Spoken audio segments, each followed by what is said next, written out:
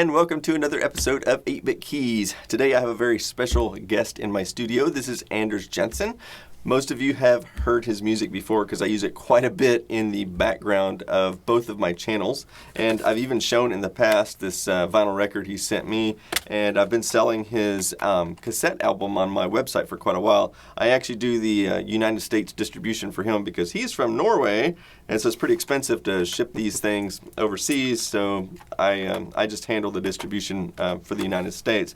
A lot of people have been asking when they're going to get more Retro Grooves tapes in because they've been out of stock for a while, and I don't know when you're going to get me more of those, but I did just get his new album, and I'm going to be selling those here very shortly, so if you want to pick one of those up. Okay, since I'm here on vacation, I figured I could sign the first 5 copies for David, so that the first 5 of you who orders get one of these. And this is Christina, who actually does the vocals on our songs. And with this cassette, you also get a digital download, but it comes with a card inside with a code. So it will come when the cassette comes. In the meantime, back to regular business, I want to show you this donation I received from Alex King. This is a vintage Casio MT-68. This is from 1983.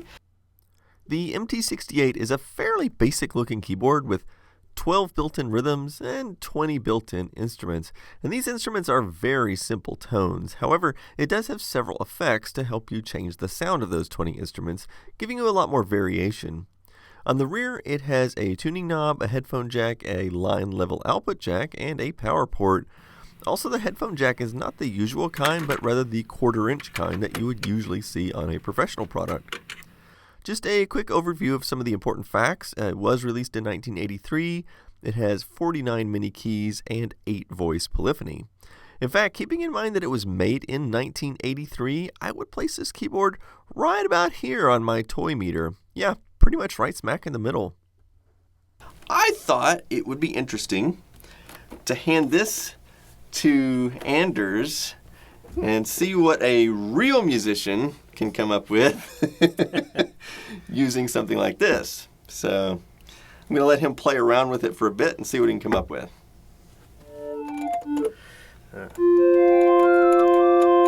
You see, those keys are a little bit small for me, so that's that's quite a difference between what I'm used to play on. You know.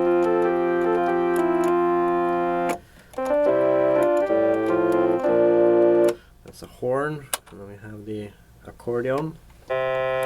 People might know this.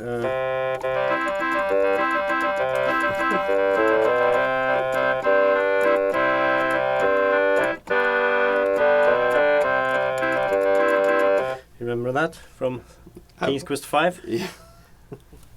Yeah, so I love it when these old keyboards have a sustain mode because that's something that you don't get on a lot of the toy keyboards, and it makes it such a dramatic difference because, I mean, this is what the electric piano sounds like without the sustain. And then you put it on and it gets quite muddy. It's almost like an entirely different sound, just having the sustain, and it's something that I think, you know, really adds a lot of depth to a keyboard when you have that feature. Obviously, a professional keyboard would have a pedal, you know, that you would use, but having a switch on there is, you know, the next best thing to not having any sustain option at all. Well, you think you can make some music on this? I gotta say, challenge accepted. Can't do anything else. Yeah. All right. Well, I'm going to leave you to it for a while and see what you can come up with. All right. Thank you. So I let Anders go to work on this for a few hours. It was really interesting to see how he works. In many ways it was similar to my methods, but in other ways it was very different. I'll show you shortly what he came up with. In the meantime, I wanted to show you the inside of this thing because I feel any proper review should have that. So here's the first thing you'll see inside. There appears to be at least 4 distinct circuit boards in here, and everything has the look of 1983, except for this one surface mount chip, and I think this may be the synthesizer chip, either that or the CPU. The other side of this board has a lot of early 80s goodies here too, lots of analog ports, and I'll admit, I don't know what most of this does.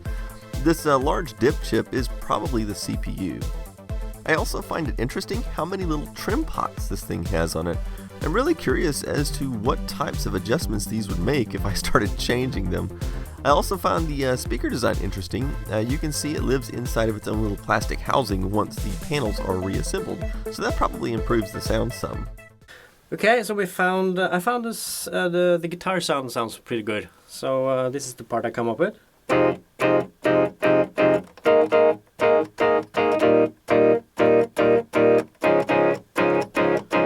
And then this one kind of repeats all over and over again. And then we needed some bass. And the funny thing is that this keyboard doesn't have any real bass sound, actually nothing. But the closest thing I found was the piano part, which then sounds like this.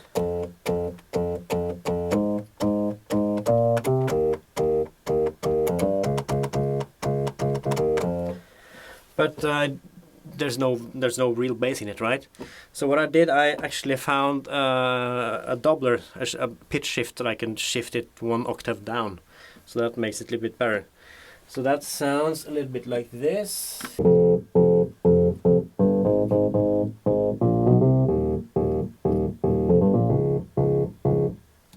And then we needed, of course, we needed some chords, which I found, and there's no string on this one. There's a violin, but it's too tinny. It sounds like this, and it didn't feel right to me. But I found this one, the Cosmic Tone, and what I did like this.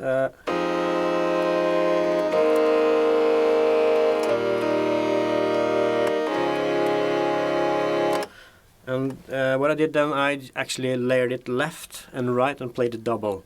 With that way you get this kind of like chorus effect, because you're not playing entirely the same notes, so you get a little bit of natural texture. So that sounds kind of quite nice. And then we have the melody, which is, I think, is the celesta. Okay, so what I did. So the celesta, I recorded it dry, but I put some extra reverb and delay. So from the keyboard it sounds like this.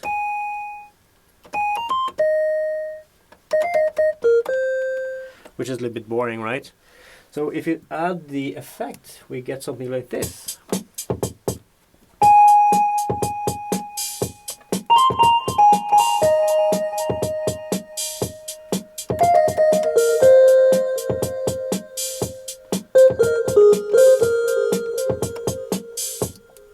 Which kind of gives it a bit more depth and more texture. Okay, and for the guitar, I actually slapped on. This is in this software I'm using. I have this kind of like room simulator. So instead of just using a normal reverb, I actually used a simulating live simulator that actually does the guitar amp, and it looks something like this. Hang on. This is the dry one, and with the room.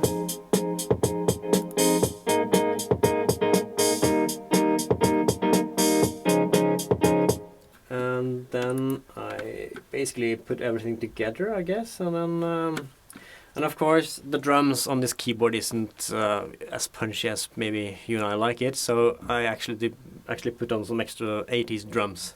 Okay, so I just spent the last hour or so videoing Anders playing all of the different tracks to this song, and so now I'm going to let you hear it.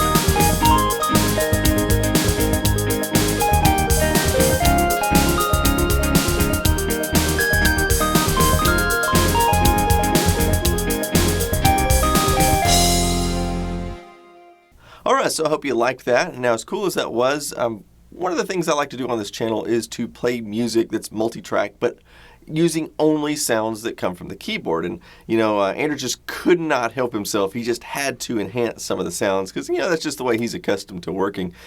But I asked him if he could disable all of the different effects that he's added in and just give me a version that's just pure Casio MT-68 with no enhancements. And so, yeah, he did that for me. And I'm going to play it again and let you hear what it sounds like, just pretty much raw from the keyboard.